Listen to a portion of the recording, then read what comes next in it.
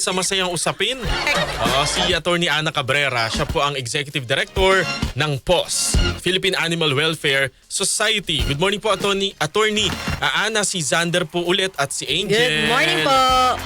Hello, Sander and Angel. Opo, ang dami na ho namin pinag-uusapang mga problema ng ating mundo, ng ating bansa.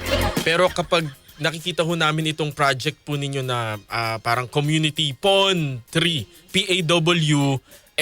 PAWNTRY, medyo ano ho kami, kumbaga po para siyang silver lining. Opo. Kayo na nga po mag-explain, ma'am, nitong project po natin. Oo, yung Community Ponchi, na-inspire din lang kami sa yung Maginhawa Community Pantry. So 'di ba yung mga taong may extra nung pandemic, nagbibigay sila ng extra nila tapos yung may kailangan, kumukuha na lang na hindi na sinasabi kung sino sila, tapos kung sino din yung nagdo-donate hindi na rin nagsasabi na siya yung nagbigay.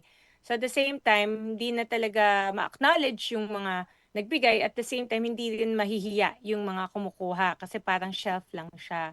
So maganda yung idea. So sabi namin, lagyan naman namin ng component para sa mga pets.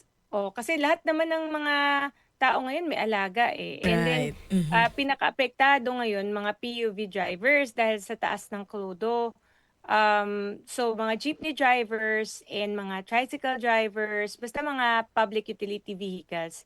Alam namin na sila talaga yung, bali hirap tayo pero talagang masirap sila. Mm. So sabi namin may mga pets din naman sila. And nung kinausap namin sila, tinanong namin, meron po ba kayong alaga? Karamihan sa kanila meron. Tapos mga rescue din.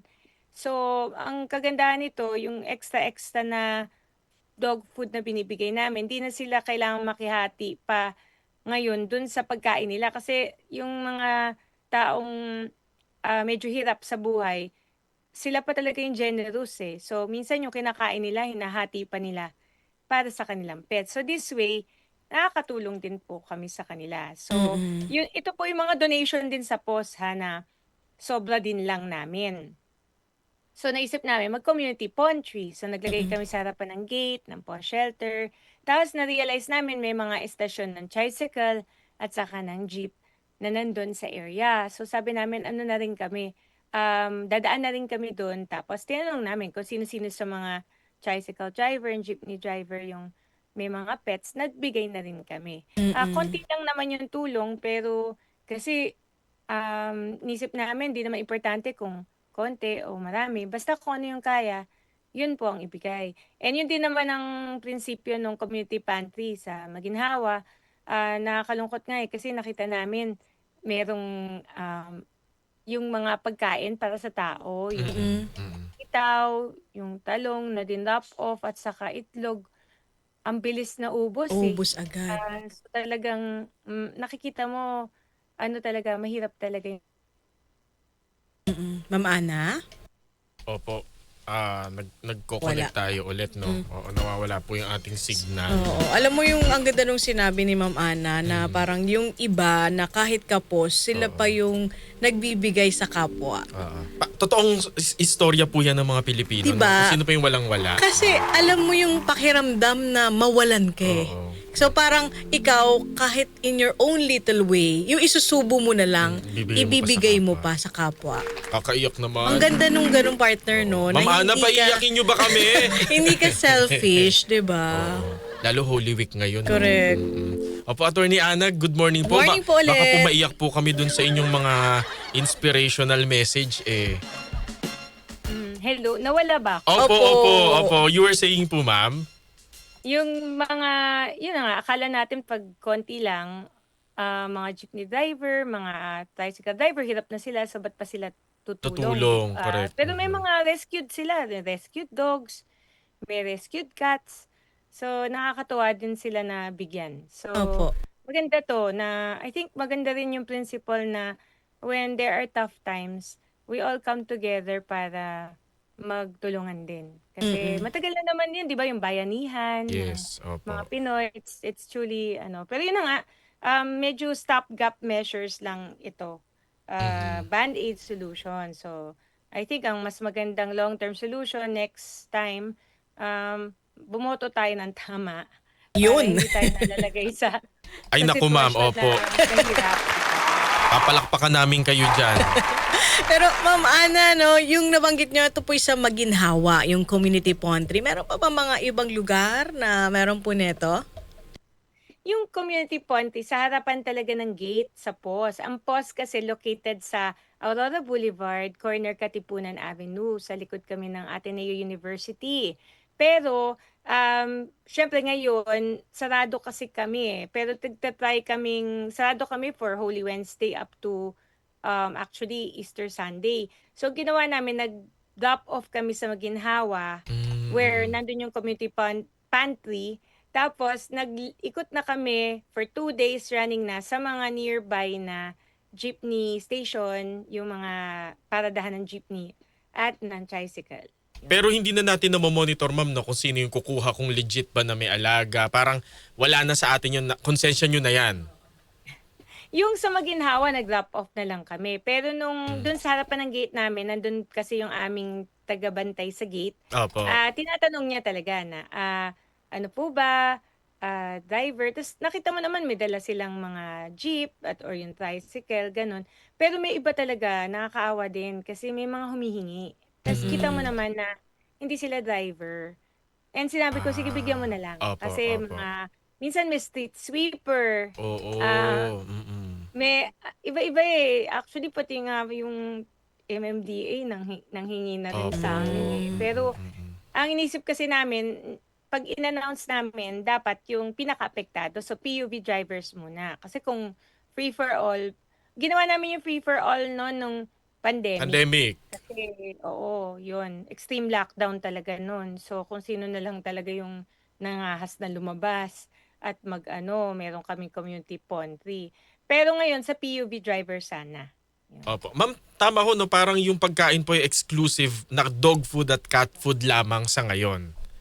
Oo eh. Na ano nga kami, actually, kung may mga dumating pa, kasi nag-call kami for donations, inisip ko baka pwedeng lagyan ng konting sardinas, ganun ba, nakakaawa talaga yung mga tao. So, tignan natin kung madadagdagan namin ng human relief. Opo. Pero sa ngayon kasi nga, sabi nga nila, pag umikot kami, puro pang aso ba? Tapos sabi nila, bakit walang pantao? Tapos sabi ko, kasi po, Philippine Animal Opo, Welfare correct. Society kami. Hanap po kayo sa Philippine Human Sa DSWD. Society. Oo, pero Oo. in any case, naawa kami. So, Totoo naman. we're thinking about it. Kung meron bang sobra, Oh, why and not? then, sige, why not? Tignan natin kung in the future, we'll try to continue after Holy Week. Or halimbawa po may mag-donate po sa inyo na halimbawa ay yung patuka sa manok Oo. o yung ano ba yun sa mga Mga rabbit, feeds. ganun, mga pellets po, no? Baka Isda, pwede di rin. ba? Anong pagkain ng isda? Yung pellets, Oo, di ba, sa isda? Mura lang yun ha. Opo, no? Kumbaga pwedeng madagdag din. Opo. Opo, Ma'am Ana, saan po yung mga kababayan natin nakikinig? Ano, na yung iba talagang gustong-gustong tumulong. Saan po nila pwedeng ibigay yung kanilang mga donasyon, whether ito po ay sa pantao or sa panghayop? Ayan, naghang tuloy si ma'am. Ang ganda pa man din ng background music. Naghang po ulit. Teka lang, internet talaga natin, no? Third world na third world. Nakabakasyon na. Oo, wala. Naka-work from home na yung mga nag-aayos ng linya ng Work internet. from home na, half day pa. Oo nga, no, half day Sarap. na ang mga nasa pamahalaan ngayon. Oo, ayun, siguro pang huling mensahe. Hello? Ay, Ayan. opo, ma'am, opo. Nakabalik na ba ako? Opo, Yes, you're ma'am. back. Apa. Oo, so sorry, yung internet yata namin unstable. Anyway, kung may gusto mag-drop off sa Aurora Boulevard, Katipunan, corner Katipunan Avenue, yung POS Animal Shelter, pero sarado po kami kasi ngayon from Wednesday to Sunday. So the next opportunity po na makapag-drop off ng dog food, cat food, or any relief ay sa Monday na po, 8 a.m. to 5 p.m. Ngayon, kung gusto naman po ng financial or monetary contributions, pag pumunta po kayo sa website namin, www.pos.org.ph, nandun na po yung mga bank account numbers namin, pati ho dun sa Facebook or Instagram namin, meron kaming POS Philippines. Nandun yung aming one QR code na diretso po from any online app.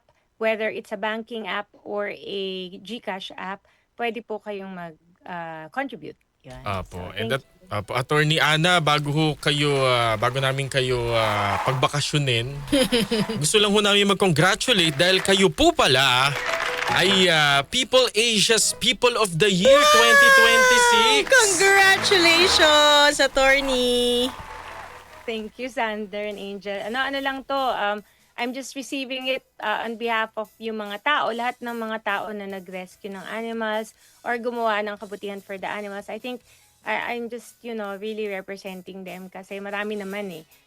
Baka nagkataon lang na I'm in a position na usually laging nakikita or Apo. laging interview. Pero marami tayo. So, this is for you and especially for women kasi it was for Women's Month yata na Opo, napaka-humble ni Attorney Oo. Ana. Alam mo si Ma'am, si attorney, dapat sila yung humayo kayo at Oo nga, magpakarami. dapat kayo pa. Pwede ho ba kayong tumakbo sa Senado sa 2028 para naman humapalitan yung mga laging absent? Ganyan. Hindi, wag na ho kayong mag-comment po. No? Opo, baka kayo po imadamay. Thank you, attorney Thank you po, Attorney Ana. Ha. you. Salamat po.